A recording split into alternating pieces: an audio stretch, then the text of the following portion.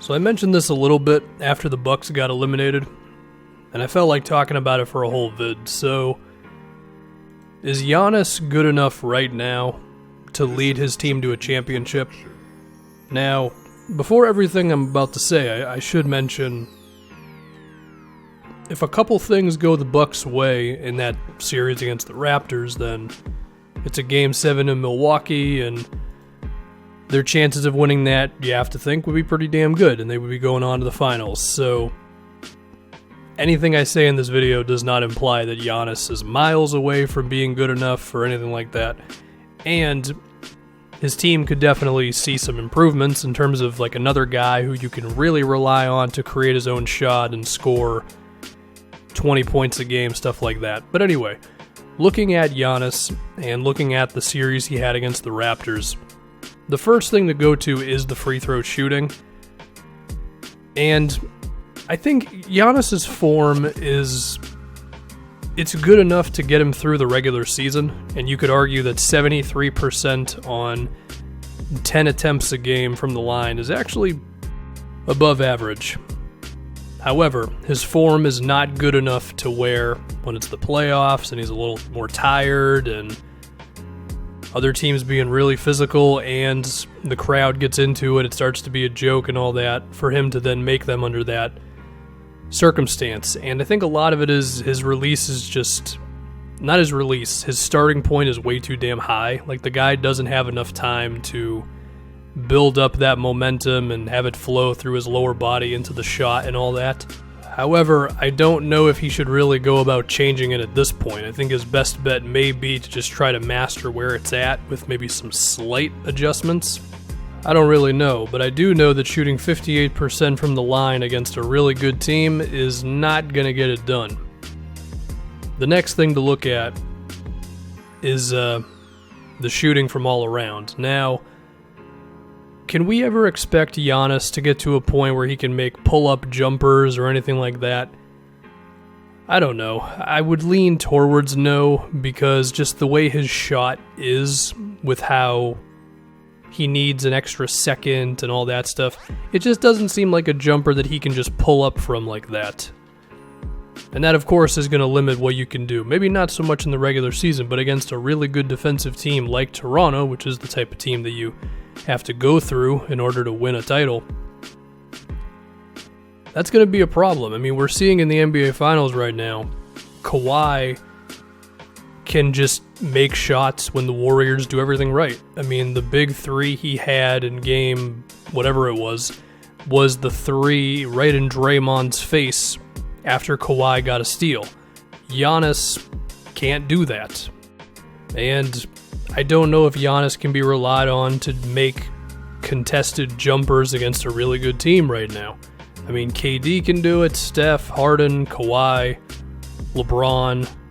Whether it's contested mid-rangers, turnaround jumpers, pull-up threes off the pick and roll, a three with a guy in your face, you got to be able to do something in there consistently, unless you're Shaq, pretty much. And I do know that Giannis was getting some modern-day Shaq comparisons throughout the year, but it's safe to say that he did not reach Shaq's unstoppable levels in these playoffs, right?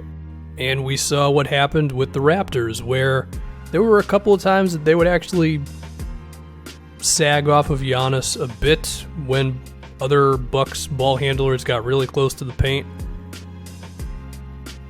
And then we also saw just the wall that you can form around Giannis, or putting Kawhi on him and all that. And yeah, Giannis was still very good, but he was definitely slowed down because Toronto knew this guy's not going to hit 4 tough jump shots tonight. Now, the fact that he can make wide open threes, that's a good sign.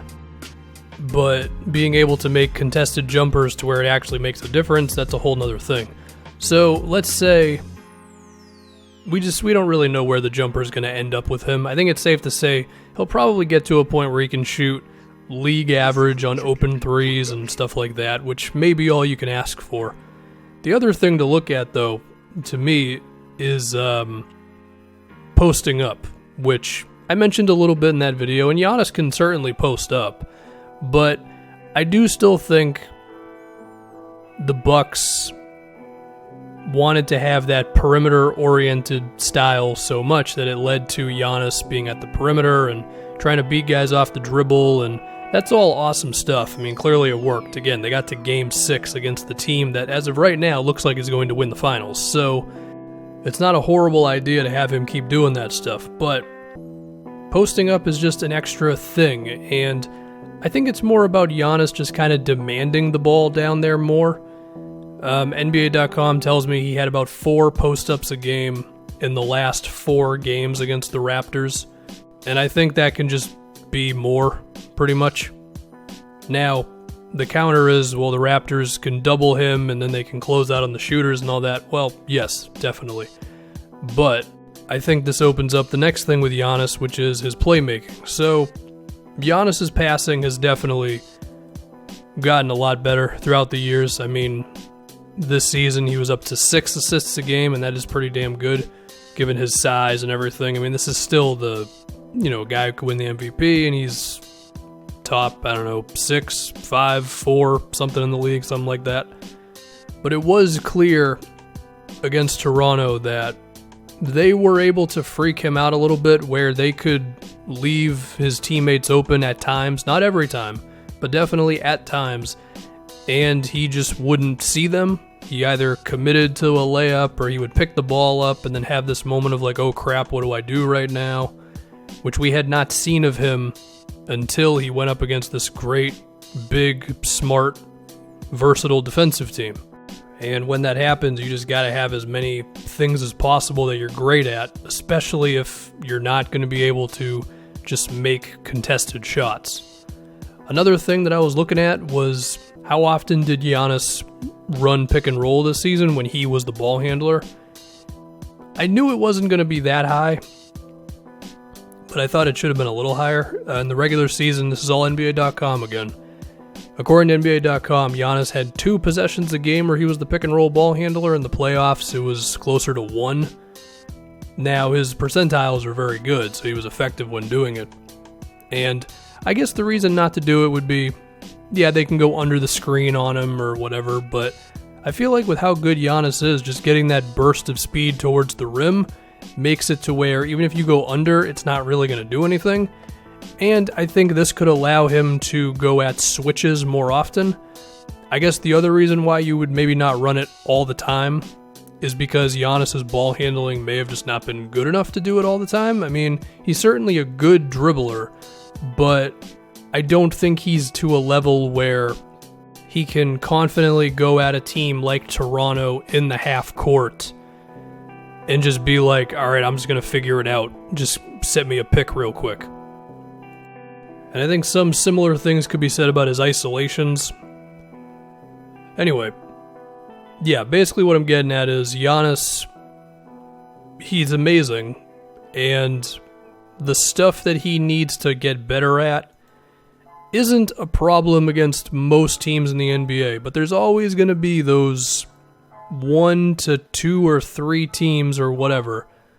Or maybe in some seasons there won't be any team. You could get all the way through to the championship. But usually you're going to run into a couple teams that are going to have an answer, as Toronto did for Giannis and the Bucks. And then it becomes a matter of, okay, Giannis, what's your plan B and your plan C? Because you can't just make a three-pointer with a guy in your face. You can't hit a turnaround 17-footer consistently. So then I think it's got to be other stuff. Getting a little better as a playmaker, his handle, his pick and rolls, his post-ups. I think he can do all these things. I mean, Giannis, his ascension from a 19-year-old to where he is now is like maybe the largest in the history of sports.